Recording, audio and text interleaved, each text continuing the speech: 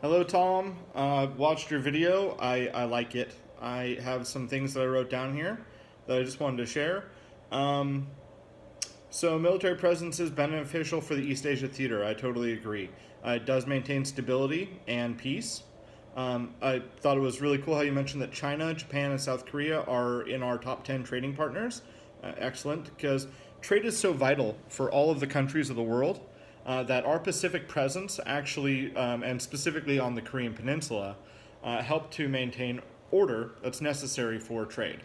The South China Sea is another good example how military projection helps keep trade open. In that case, worth trillions of dollars every year. But the Korean Peninsula is in my mind, equally important because you mentioned later that it keeps tabs on China, a burgeoning, growing China. And yeah, so that's good. I wonder, you mentioned a lot of economic reasons and the need for the maintenance of peace as reasons for military intervention.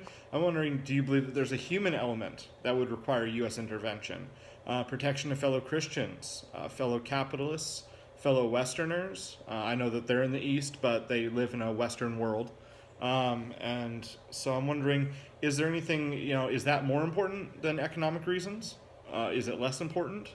What are your thoughts on that? Um, I like how you brought up that strength in negotiations has finally been responded to. These cultures over there actually respond very well. They're very receptive to strength during the negotiation process, certainly more so than appeasement. The people of East Asian cultures respond very well to strong leadership. And so I don't believe that that's really something that can be debated, although some people might take offense to it. It's just the truth.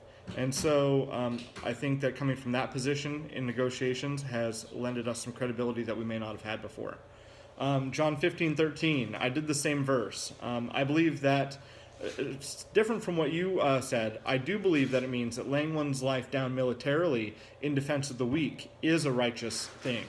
I'm sure people have debated it before. In my mind, laying down one's life for one's friends, they are our literal friends, even if they were all Buddhist. I don't think it has anything really to do with them being a Christian nation, even though they are. I find it to be, they're our friends, they're trading partners, we trust each other, we have agreements. It's important. There was a verse that I did in my presentation, I can't remember right now, but it was talking about how you need to follow through with what you say, otherwise you're worse than a non-believer. Truth, following through with your promises is extremely important to God. And so I definitely believe that that verse can be translated as meaning laying one's life down for one's friends militarily, specifically if they're weak and unable to defend themselves. I believe that is a righteous use of one's life. So we're probably saying the same thing, but from what I picked up, I would say that I'm disagreeing with you. We probably agree. So in any case, all right, look forward to seeing more of your videos in the future. Take care, man.